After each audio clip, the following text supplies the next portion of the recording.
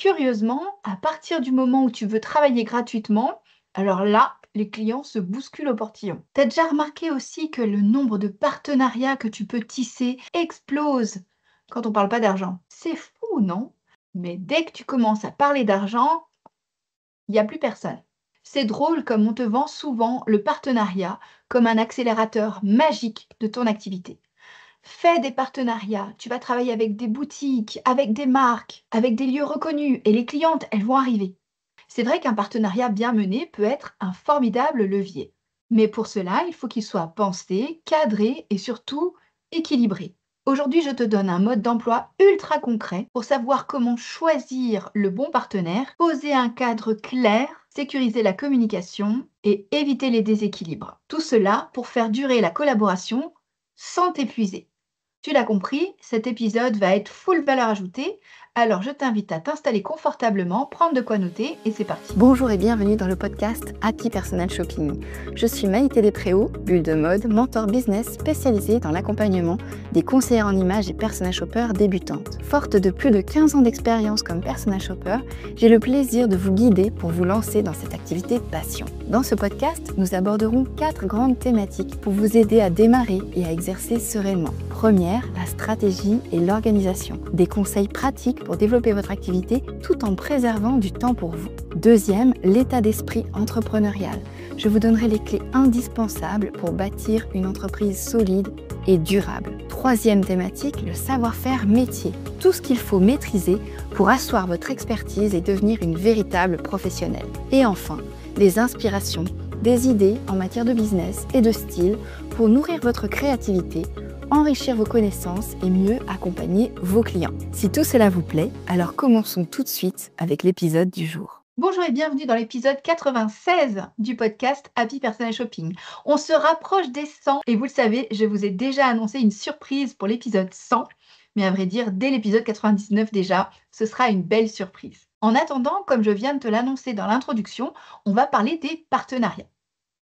C'est un sujet qui touche toutes les conseillères en images, personal shoppers et stylistes personnels, que ce soit au début ou au cours de leur activité professionnelle. Et surtout quand on commence, on se dit qu'un partenaire, c'est top pour pouvoir être visible plus facilement parce qu'on sera deux à développer la communication autour d'un événement, d'un projet, etc. C'est vrai que le partenariat, ça apparaît souvent comme une solution miracle pour trouver des clientes rapidement. Associe-toi avec une boutique, un centre commercial, un salon de coiffure et tout va décoller. Eh bien, c'est vrai, mais seulement si c'est bien fait. Parce qu'un partenariat, ça peut aussi être source de déséquilibre, de quiproquos et de perte de temps et d'énergie. Alors aujourd'hui, je te propose de rentrer très concrètement dans le détail en m'appuyant notamment sur mes expériences. Alors aujourd'hui, je te propose un guide complet et très concret avec les bons conseils, les erreurs à éviter et surtout tout ce dont tu auras besoin pour construire un partenariat qui dure dans le temps. Dans un premier temps, on va se demander pourquoi ça peut être intéressant de nouer effectivement un partenariat.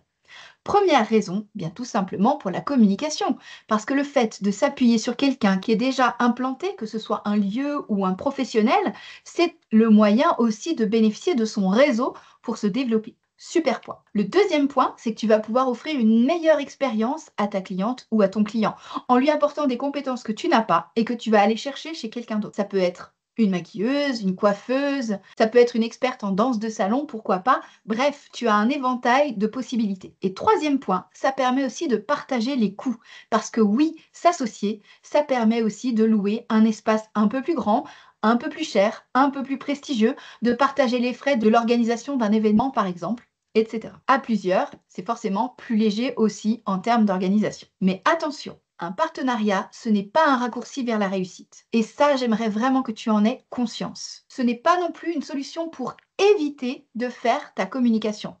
Parce que je te vois déjà te dire ouais, chic, j'aurais pas besoin de faire ça, me montrer en vidéo, j'ai pas envie, etc. Oui, c'est vrai.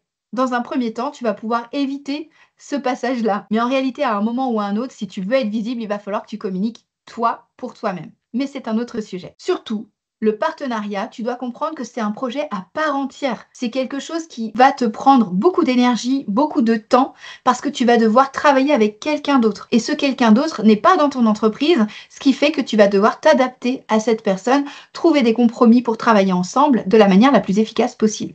Donc, c'est un projet à part entière que tu ne peux pas négliger. Et il faut vraiment y penser, il faut le cadrer. Alors, quelles sont les erreurs les plus courantes? Deuxième point. La première erreur, ça va être de dire oui trop vite.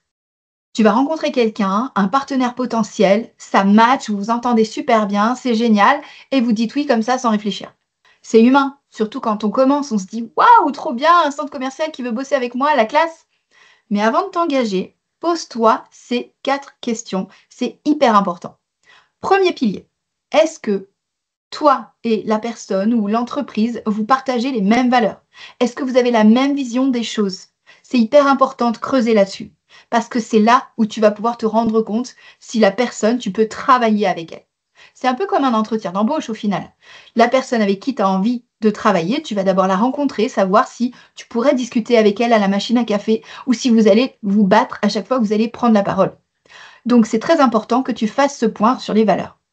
Deuxième point, est-ce que tu as confiance en cette personne? Et là, il n'y a pas, mais il n'y a vraiment pas de bémol. C'est soit tu lui fais confiance, soit tu ne lui fais pas confiance. Il n'y a pas d'entre-deux.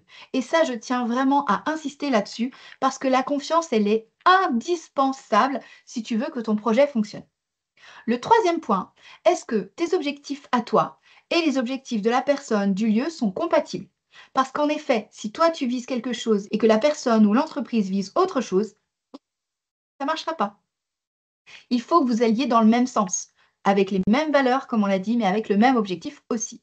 Quatrième point, est-ce que vous avez la même vision de la qualité du service que vous allez apporter? Parce que ça aussi, c'est important. Si toi, tu as une démarche un petit peu plus haut de gamme que la personne avec qui tu vas travailler, ça ne fonctionnera pas. À l'inverse, si toi, tu es beaucoup plus dans l'atmosphère conviviale, etc., et que la personne avec qui tu veux travailler ne l'est pas, eh bien, ça ne fonctionnera pas non plus. Donc, comme tu peux le voir, c'est pas aussi simple que ça. Un partenariat, ça va nécessiter de ta part et de la part de la personne en face de toi d'un investissement de temps pour déjà mieux vous connaître, pour savoir si vous pouvez travailler ensemble.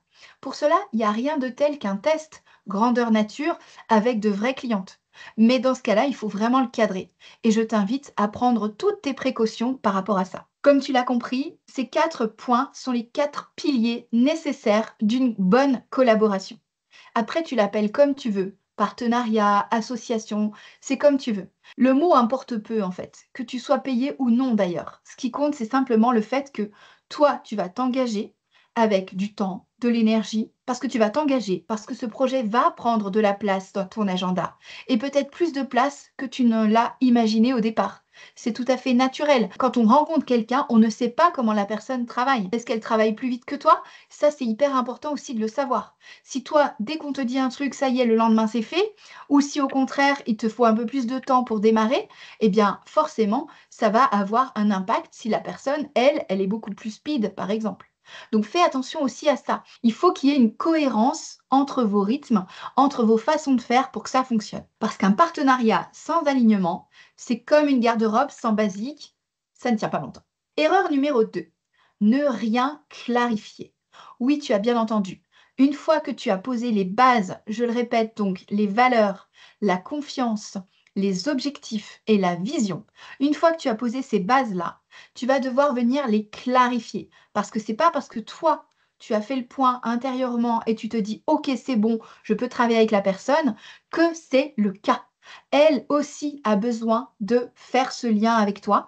Et le fait d'écrire les choses, c'est hyper important. Si tu veux travailler avec quelqu'un, tu ne dois absolument pas faire ça comme ça à la légère. Tu dois prendre le temps de comprendre ce que la personne dit, veut, et aussi de comprendre ce que toi tu veux. Le fait de dire on se comprend, on n'a pas besoin d'écrire, c'est une fausse bonne idée. Toujours, même entre des personnes de confiance, on passe par l'écrit, parce que tu le sais, les écrits restent. Au minimum, un email récapitulatif et idéalement un contrat de prestation. Car oui, un partenariat, c'est une prestation. Donc, un contrat de partenariat, ça va être l'idéal que vous allez pouvoir contracter ensemble. C'est-à-dire que, en fonction de la façon dont tu travailles avec la personne, est-ce qu'elle est prestataire, est-ce que tu es cliente, est-ce que vous êtes partenaire, tout dépend ensuite aussi de ton statut juridique. Je ne m'aventurerai pas sur ce sujet-là que je ne maîtrise pas, mais je sais que dans mon cas, la plupart du temps, il y avait une relation prestataire-client. Et c'est souvent le plus simple puisque le client peut donner les éléments dont il a besoin au prestataire et ensuite on s'entend sur un tarif et une exécution de tâches. Donc ça peut être totalement suffisant pour toi. Si ça ne l'est pas et que tu as besoin d'un contrat de partenariat, je t'invite à prendre rendez-vous avec un avocat qui pourra vraiment t'éclaircir sur ce point, mais vraiment, j'insiste sur la nécessité pour toi de cadrer les choses légalement, juridiquement. C'est hyper important parce que c'est ça qui va faire foi en cas de problème. Et crois-moi, les problèmes, parfois on ne les voit pas arriver, mais ils arrivent quand même. Ce que tu dois clarifier dès le départ avec la personne et donc faire figurer dans ce contrat, c'est quoi? Premièrement, qui fait quoi? Ça, c'est hyper, hyper, hyper, hyper, hyper important. Pourquoi? Ben, tout simplement pour éviter de vous marcher dessus, pour éviter de faire deux fois la même chose, mais aussi pour éviter que l'un vienne phagocyter le travail de l'autre. Donc c'est hyper important de bien définir, toi tu fais ci, toi tu fais ça. Et si tu ne le fais pas, malheureusement, tu t'exposes à des risques que la personne fasse quelque chose que toi tu avais déjà prévu de faire ou fasse quelque chose à ta place. Si tu veux garder un minimum de cohérence, tu dois garder le contrôle sur la sphère d'activité de chacun. Deuxième point, qui communique avec qui? Est-ce que la personne qui travaille avec toi, ton partenaire, communique avec tes clientes? Est-ce que vous communiquez toutes les deux? Est-ce que vous avez une communication commune ou est-ce que c'est chacun pour soi? Ça doit être écrit parce que là aussi, s'il y a un flou, malheureusement, ça ne fonctionnera pas. Troisième point, quels sont les tarifs? La répartition des revenus ou des dépenses. Parce que si tu organises un événement, il va falloir payer des frais annexes comme la location de la salle, le traiteur. Et si tu vends une billetterie, comment est-ce que tu répartis les bénéfices de cette billetterie? Parce qu'à partir du moment où tu as des frais, qui est-ce qui les assume? Est-ce que la personne a déjà une salle et ça lui coûte pas plus cher et à ce moment-là, elle apporte cela dans le contrat et c'est super, tant mieux pour toi? Ou est-ce qu'au contraire, vous allez devoir louer une salle et à ce moment-là, qui paye? Qui fait l'avance de trésorerie? Est-ce que c'est toi? Est-ce que c'est la personne? Comment est-ce que tu te protèges si jamais l'événement est annulé? Bref, tu l'as compris, c'est là où l'avocat peut vraiment être une aide pour toi et c'est aussi pour ça que tu peux pas faire les choses à la légère. Si tu veux organiser un événement, ça se fait pas comme ça en un claquement de doigts. Il faut nécessairement une structure, un cadre qui va te permettre justement d'organiser l'événement dans de bonnes conditions. Quatrième point, quelle est la visibilité que vous allez vous apporter l'une à l'autre? Donc la personne en question, qu'est-ce qu'elle va faire auprès de son réseau, de sa communauté? Et toi, qu'est-ce que tu vas faire? Et comment est-ce que vous allez estimer cette visibilité? Parce que si tu veux que ça marche, il faut que le contrat soit win-win. Si ce n'est pas win-win, ça ne fonctionnera pas. Je pourrais te donner plein d'exemples, mais je vais en garder un seul. Est-ce que tu peux me dire la dernière fois que tu as fait quelque chose en partenariat avec quelqu'un où tu as eu l'impression qu'en fait, c'est pour elle que tu as travaillé et pas pour toi? Est-ce que tu as déjà eu l'impression de t'investir et de ne pas avoir le juste retour par rapport à l'investissement que tu as eu? Ça peut être une expérience associative, ça peut être une expérience dans ta vie personnelle, peu importe. Mais à partir du moment où il n'y a pas de cadre établi, le risque est là que tu t'investisses et que tu n'aies pas de retour sur ton investissement. Ça peut paraître vénal ce que je dis, mais ça ne l'est pas. C'est juste une histoire de juste milieu et d'équilibre. Parce que si le partenariat tient, c'est parce qu'il y a justement cet équilibre. Si l'une des deux parties se sent flouée, si l'une des deux parties sent qu'elle y perd par rapport à l'autre, ça ne pourra pas durer dans le temps. Et donc, c'est très important que tu fasses le point là-dessus. Je te donne un exemple. J'ai été démarchée par un salon de coiffure qui voulait nouer un partenariat. Et dans ce partenariat, il était question d'accompagner les clientes du salon de coiffure qui avaient besoin d'une prestation de conseil en images. Cette prestation, elle était vendue, proposée par le salon de coiffure. On s'est mis d'accord sur les termes, etc. J'avais pas signé de contrat à l'époque, c'était une erreur. Parce qu'en effet, j'ai travaillé pour la personne, je me suis investie, j'ai créé tout un tas d'outils pour le salon de coiffure. Et au final, j'ai seulement eu une cliente accompagnée et ça ne m'a rien rapporté du tout. Donc j'ai perdu du temps, de l'énergie, j'ai donné mon savoir-faire gratuitement et je n'ai rien eu en retour. Ce qui fait que je me suis sentie flouée, je me suis sentie déconsidérée. Et pour le coup, forcément, ce salon de coiffure, il est blacklisté parce que je sais que si je retravaille avec elle, ce sera la même chose. Ça, c'est quelque chose que j'ai appris aussi dans mon entourage familial, c'est que les gens, quand ils ont trompé ta confiance une fois, tu peux être sûr qu'ils vont recommencer. Donc fais attention, c'est difficile à gagner la confiance. Une fois qu'elle est posée, elle est là pour de bon. Donc, si la personne en qui tu as confiance te déçoit, alors là, c'est rédhibitoire, c'est niette, pas de seconde chance. Je peux te paraître un peu caricatural là-dessus, mais c'est tout simplement une manière de se protéger. Parce que oui, il peut y avoir des circonstances atténuantes et alors à ce moment-là, on en parle ensemble. Mais si la personne a délibérément rompu la confiance, alors à ce moment-là, tu peux être sûr qu'elle te trahira à nouveau. Donc fais attention à toi. Dans le cadre du salon de coiffure, j'avais accordé ma confiance aux dirigeants du salon et au final, tu vois, je m'en suis mordu les doigts. Donc je sais que ça ne passera plus. Suite à cette expérience, j'ai été beaucoup plus sélective dans les partenariats que j'ai acceptés. Parce que cette histoire de confiance, c'est quelque chose qui est primordial. Dernier point que tu dois clarifier absolument avant de commencer, avant même de faire quoi que ce soit, c'est de clarifier la sortie du partenariat si ça ne fonctionne pas. Car oui, malheureusement, et j'ai plein d'exemples à te donner, les partenariats, parfois, ça ne marche pas. Et quand ça ne marche pas, eh bien, c'est très compliqué si on est déjà endetté, si on a investi dans un lieu, si on a investi dans un traiteur, etc., etc. Donc, limite la casse. Fais d'abord l'état des lieux, pose le cadre, fais-toi aider par une avocate. Si tu as besoin de quelqu'un, je te conseille quelqu'un, envoie-moi juste un MP sur Instagram, parce que c'est hyper, hyper, hyper important. C'est la base de tout. Et si la personne ne veut pas signer de contrat, bah, ça te donne un indice aussi de son état d'esprit. Erreur numéro 3. La troisième erreur, tu vas voir, elle est en fait liée à ta gentillesse et à ta loyauté naturelle. Parce que si tu es comme moi, tu te dis que la personne, elle est aussi positive et bienveillante que toi. Et que donc forcément, si toi, tu fais quelque chose, ben, c'est naturel que la personne fasse la même chose. Or, ça ne l'est pas. Pas du tout. Et là, je vais parler des accords Toltec. Ne fais jamais de suppositions et deuxièmement, attention à tes perceptions. Ne prends rien personnellement. Ces deux éléments-là sont clés sur ce troisième point. Pourquoi? Parce que la réciprocité n'existe pas si elle n'est pas actée, si elle n'est pas posée, si elle n'est pas cadrée dès le départ.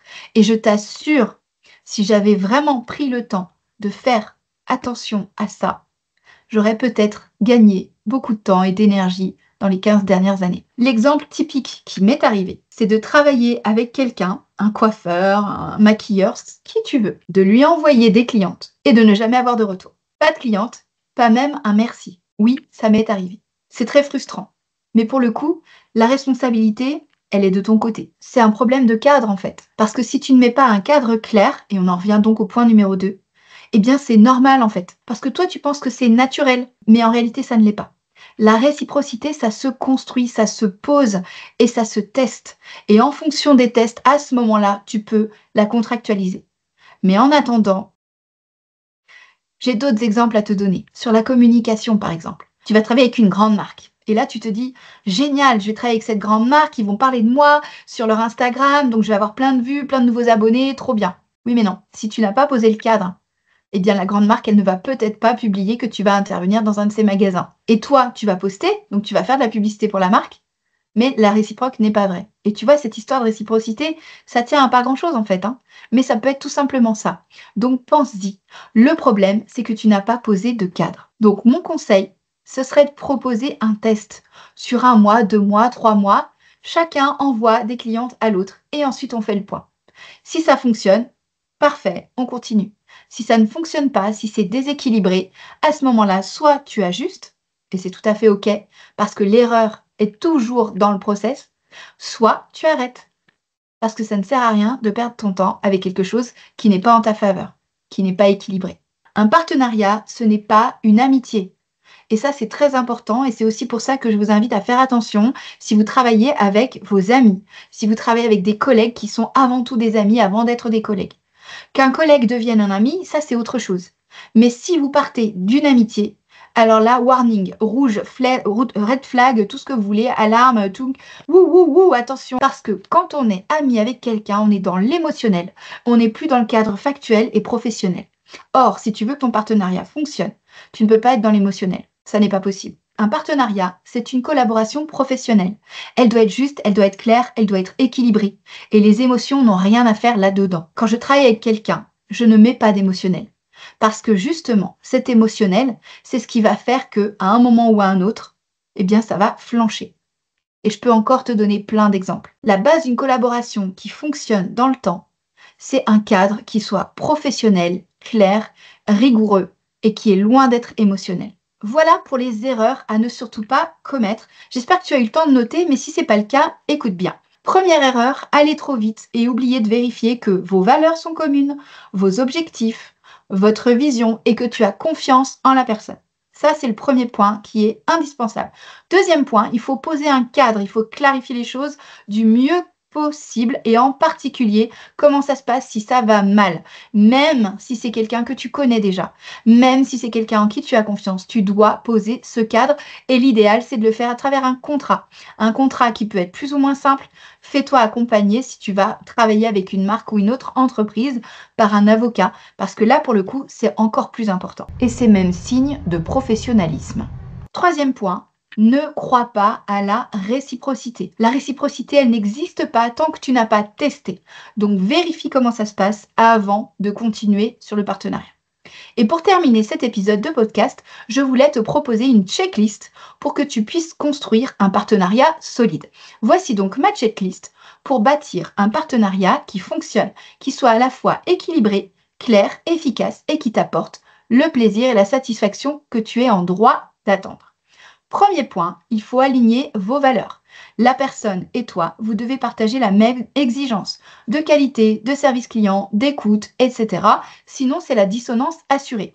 Donc, ce que je t'invite à faire pour que la cliente se sente bien, parce que sinon elle le sent tout de suite, c'est de beaucoup discuter avec la personne, faire des réunions, comprendre ce que la personne a dans la tête, peut-être éventuellement même voir comment elle travaille. Peut-être chacune peut venir regarder comment l'autre fonctionne. Ah, et tu fais comme si, ah, et les process, et voilà ce que tu fais, etc. Plus vous allez en savoir sur la personne, plus ce sera facile de déterminer si oui ou non vous êtes dans les clous, l'une par rapport à l'autre. Deuxième point, définis ton rôle et le rôle de la personne. C'est hyper important, comme je te l'ai dit, c'est source de la plupart des problèmes de partenariat qui périclitent. Donc, qui fait quoi concrètement? Est-ce que tu t'occupes de la gestion, de la logistique? Est-ce que tu t'occupes de la communication? Est-ce que c'est moi? Est-ce que tu es l'interface avec les fournisseurs? Est-ce que c'est toi? Est-ce que c'est toi qui vas chercher les partenaires? Etc. Hyper important.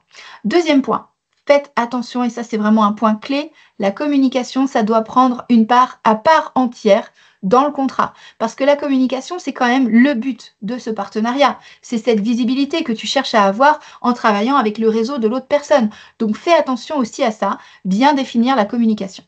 Pensez aussi à définir qui prend quelle décision. Parce que là aussi, ça évitera, ça ne fonctionne pas. Donc pensez-y, qui décide de quoi. Troisième point. Qui est-ce qui encaisse les paiements et qui est-ce qui fait les avances de trésorerie?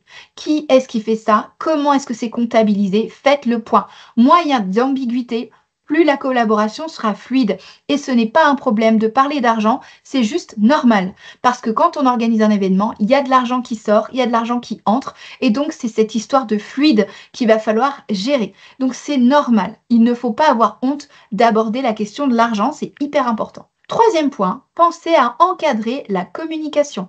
Fixez un rythme de mise en avant mutuelle. Ça peut être par exemple de dire « je fais une story et un post par mois et pendant l'événement, je vais faire un post par jour et pendant l'événement, je vais faire un live, etc. » À partir du moment où c'est clair et où il y a une trace écrite de ce que vous décidez, alors là, tout roule. Quatrième point, prévoyez une clause de sortie. Comme je l'ai expliqué, comment est-ce qu'on fait si on n'est pas d'accord? Qui fait quoi? Comment ça se passe? À partir de quand on dit on arrête? Ça aussi, c'est important. Même les plus beaux projets peuvent s'arrêter du jour au lendemain en un claquement de doigts. Donc, prévoir la fin avant le début, c'est sain.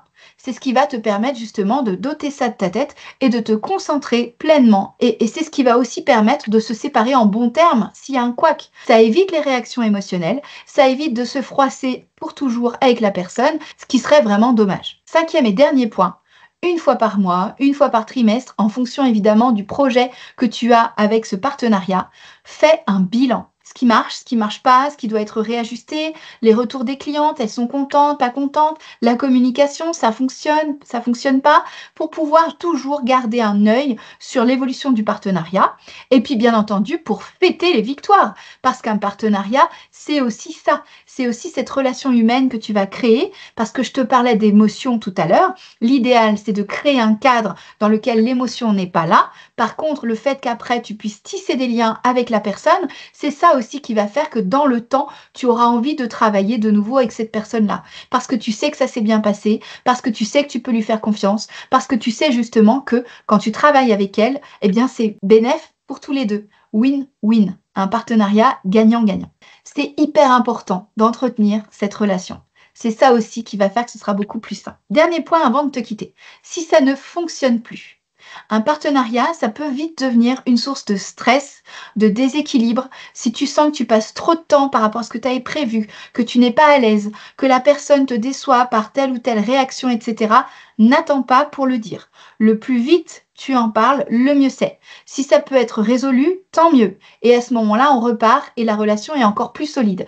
Si toutefois ça ne fonctionne pas, alors il vaut mieux arrêter là. Si le partenariat te prend plus d'énergie, alors il vaut mieux éviter les pots cassés et s'arrêter tout de suite. Et là, je t'invite vraiment à être honnête avec toi-même. Parce que moi, par le passé, j'ai eu plusieurs cas où je me suis accrochée et je me suis dit, c'est pas grave, ça va le faire, nanani, nanana. Et en réalité, non. À partir du moment où il y a quelque chose qui ne marche plus, eh ben c'est la pente glissante. Donc, si tu ne veux pas passer par là, arrête dès le départ. Tu vas certainement regretter d'avoir interrompu ce partenariat. Mais quelque part, ça vaut mieux pour toi de quitter un partenariat qui ne t'apporte plus ce qu'il t'apportait, plutôt que de continuer, t'enfoncer et d'avoir toutes les conséquences négatives que ça pourrait avoir. Que ce soit vis-à-vis de la cliente ou que ce soit vis-à-vis de la relation avec la personne. Parce qu'il vaut mieux parfois se quitter en bons termes avant que ça ne dégénère. Donc c'est très important, je te le dis, il vaut mieux dire à la personne, j'ai adoré collaborer avec toi, mais nos besoins, nos priorités ont évolué. Je préfère qu'on arrête ici pour garder une bonne énergie des deux côtés. Il vaut mieux être franc, honnête et sincère. Donc s'il y a la moindre chose, le moindre grain de sable dans ton partenariat, surtout, dis-le, évoque-le, parle-en. Parce qu'un partenariat dans lequel il y a un grain de sable, ça peut finir en panne générale. Donc fais attention à ça. Et pour une chef d'entreprise, c'est d'autant plus important parce que tu n'as pas le temps d'accorder tout ton temps et toute ton énergie à tous tes projets. Donc si tu as un projet qui va moins bien, et dans lequel tu ne te sens pas à l'aise, etc., bah, il vaut mieux que tu dises stop et que tu passes à autre chose. Parce qu'il faut que tu prennes soin de tes projets comme tu prendrais soin de toi. En résumé, si vous avez bien suivi cet épisode, vous l'avez compris, un bon partenariat, un partenariat qui réussit et qui est potentiellement durable, c'est un partenariat qui repose sur la clarté du cadre, etc., sur la communication qui existe aussi entre les personnes du partenariat et qui plus est, plus vous êtes nombreux, plus c'est important parce que parfois on fait une soirée à plusieurs personnes et donc si on ne communique pas correctement et de manière fluide avec tout le monde, ça peut malheureusement ne pas fonctionner. Troisième point, la réciprocité comme je t'en parlais tout à l'heure. Et enfin, et c'est le socle de tout, la confiance. Et encore une fois, comme je te le disais, la confiance, si elle est écornée, malheureusement, ça sent mauvais. Fais attention à ça. Tant que tu as confiance en la personne, go. Si tu as, pour la moindre raison que ce soit, un début de doute, alors fais-toi confiance. Suis cette intuition qui te dit il y a un truc qui ne va pas. Parle-en avec la personne. Et encore une fois, si tu peux trouver une solution, super. Mais sois tout de même toujours prudente. Parce que pour le coup, quand la confiance est écornée, ça peut vite dégénérer. Dans tous les cas, n'oublie pas, avant de dire oui à un partenaire, quel qu'il soit, dis oui à toi-même, à tes valeurs, à tes limites, super important, mais aussi à ton intuition. Et là, je parle vraiment de cette histoire de confiance, de petite voix dans ta tête qui te dit d'instinct, quoi, quelque part. C'est louche, ou il y a un truc qui va pas, ou ça me dérange. Sois attentive à tes réactions, à tes émotions, parce qu'elles ne trompent pas. Ce sont des signaux d'alerte. Tu dois les prendre en compte. Parce que souvent, ton instinct, c'est avant toi qu'il y a quelque chose qui cloche. C'est tout pour aujourd'hui. J'espère que ce guide complet et ultra concret t'a plu. Si c'est le cas, tu peux le partager à une personne de ton entourage. Et puis, bien entendu, vous pouvez aussi noter l'épisode, laisser un commentaire et venir m'en parler sur Instagram. En attendant de vous retrouver la semaine prochaine, je vous souhaite une merveilleuse semaine. À la semaine prochaine. J'ai oublié de vous dire qu'il y avait un article en lien avec cet épisode sur le blog. Je vous mets le lien en description.